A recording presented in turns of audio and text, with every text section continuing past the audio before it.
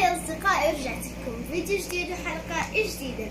اليوم يا جماعة راح نسوي سمبوسة على شكل فطائر صغير، يعني مش فطائر، أشياء صغيرة. فيلا تعالوا معنا مع الطريقة، يلا.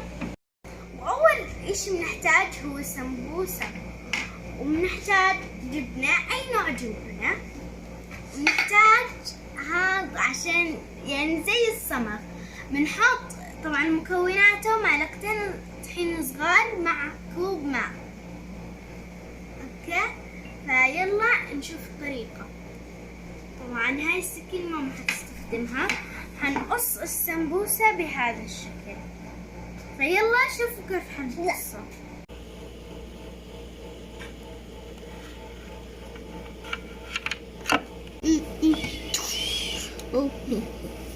يوم فيديو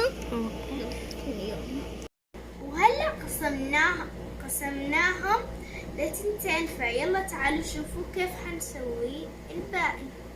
اول اشي قطعنا جبنة مثلثات، طبعا تقدروا تجيبوا اي نوع جبنة. فقطعناها 3 اجزاء. فيلا نحط هيك.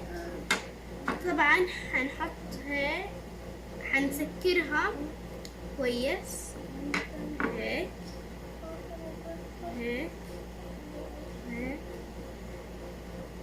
حنلف للآخر. عادي لو مالت معنا صار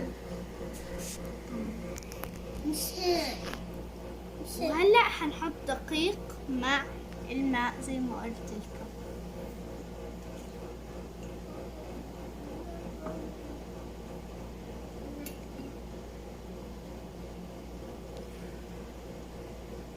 واو. هاي أول وحدة، شوفوا كيف. طبعا لازم الحواف تكون مسكرة، بس يعني طلعت معنا خلاص عادي مسكرة. نبلش بالثاني.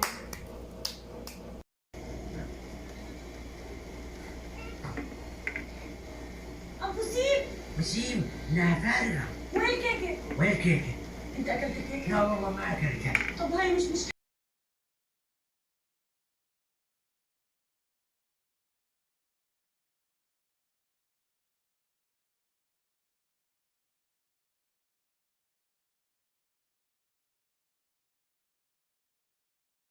حتى لو جابوا لك قلم ثاني يعني.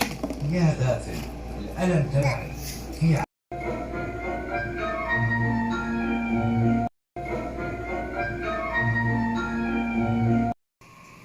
وحطينا عليهم حليب مكثف.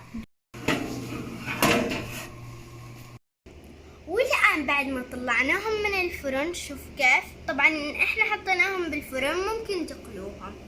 وهلأ ححط عليهم الحليب المكثف. فيلا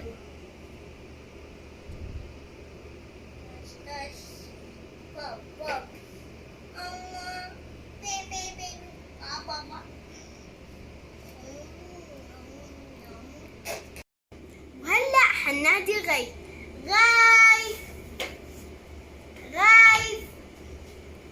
يلا تعال، بدك تدوق معنا؟ لا حالي. طيب يلا خذ هاي. تحفة فنية.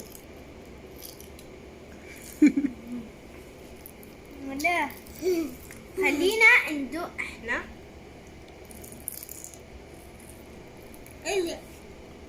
تحفة، جربوها. باي.